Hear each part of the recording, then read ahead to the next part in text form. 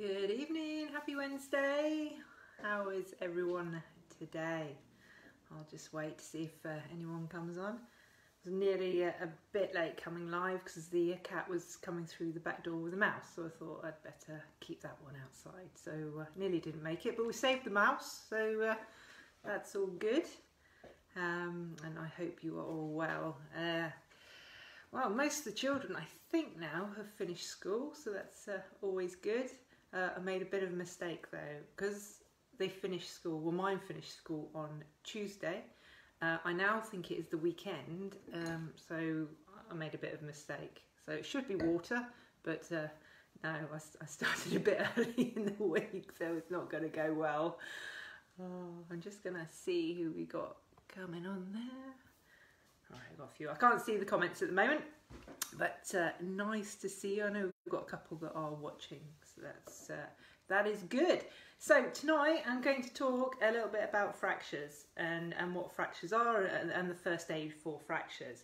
So a fracture is either a break or a crack in the bone. So as you can imagine, very painful.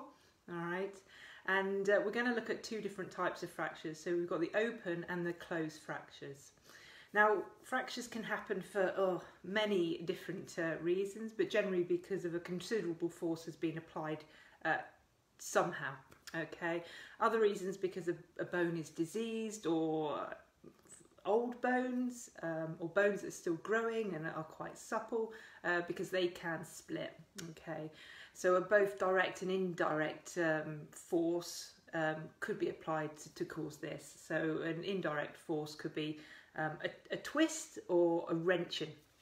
Alright, so again, there's many ways of actually doing ourselves some damage and causing a fracture. And some of these fractures are hairline, and you know they're going to cause immense amount of pain. So we're really going to know about it. Right, the first one we're going to discuss briefly is the open fracture. Now, the open fracture means that the bone may be piercing through the skin or the surface. So open wounds are at high risk of becoming infected, because obviously we've got the bone coming through the skin there, and it's a good route to infection there. So what we need to do is to make sure we deal with that and stop any infection getting in there. So the first thing that we'd want to do with the open one is to cover the wound with a sterile dressing or a non-fluffy pad.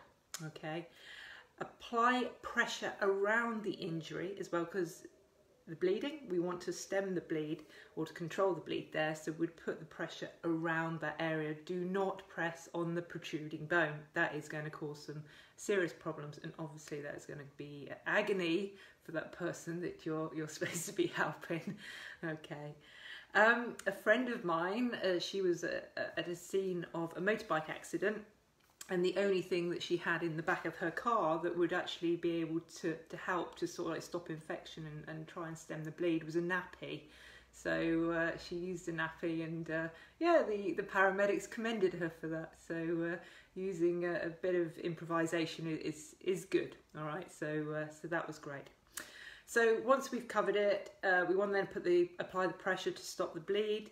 Place a dressing on the first dressing as well, with a bandage, not too tight because obviously we don't want to reduce circulation, and then immobilise the injured part, so don't move it, and arrange transportation to hospital.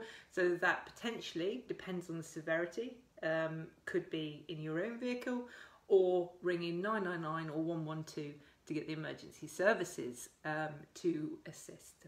Okay, especially if it is an open wound. I would be very keen to see the paramedics coming to help out there. Now, with any injury or illness we've talked about, treat for shock. All right, so make sure we look at that and we treat for shock. If you don't know too much about shock, then have a look back. A couple of weeks back, we talked about shock on a live, so you can go and refresh there. Okay, things we do not do is move the casualty until the injured part is secure and supported. Unless they're in imminent danger, then again, you know, we can remove that casualty. Allow the casualty to eat or drink. It could induce vomiting due to the shock, and also if they've got to go to hospital, especially with an open fracture, then they could have an anaesthetic, so we don't want to give them anything or press directly on the protruding bone end, as we have said before. Okay. Closed fractures. Right, this means the skin is not broken, but there's a possibility that the tissue and blood vessels are also getting damaged as well, and it can result in internal bleeding. So again, it is severe, and it's amazing the amount of blood that can start pooling and the damage that internal bleeding can cause. So again, reassure the casualty and advise them not to move.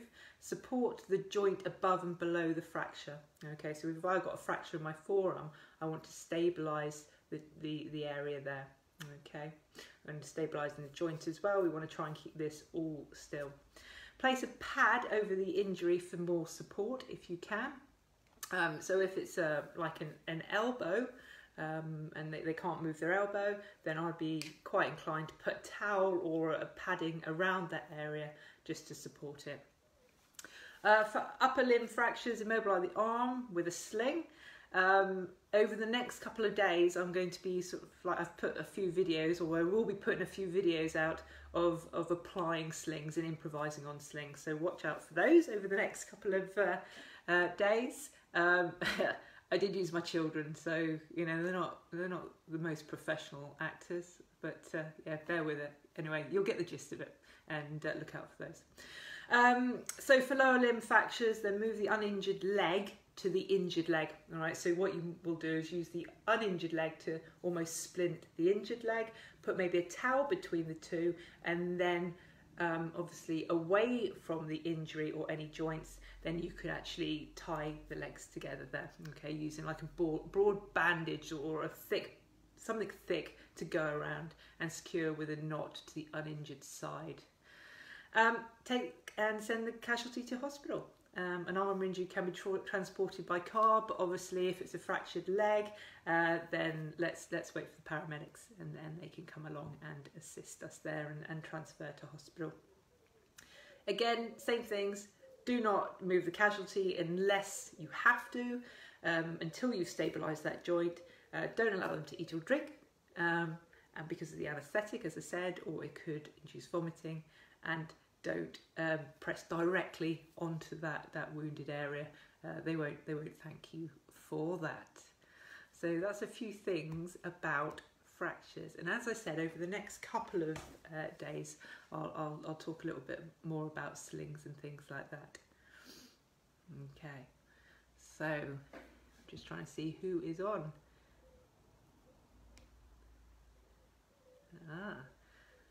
Let's see, bear with me because I can't see any of my comments, and if you are commenting, it's very slow, sorry. I would drink my wine, but that's really unprofessional. How's everyone? Trying to see who's on here. I hope I am live and I've been talking to myself for a bit. Now, I can't see any of the comments. If anyone's out there, what I'll do is I'll look back on this and I will answer in the comments after the live. But I don't think, I can't see if anyone's there. Anyway, I don't think I'll carry on anymore, but look out for the videos that I'll put through, and also the other information that will go with this. I hope you have a good week, and I'll see you next week. Bye.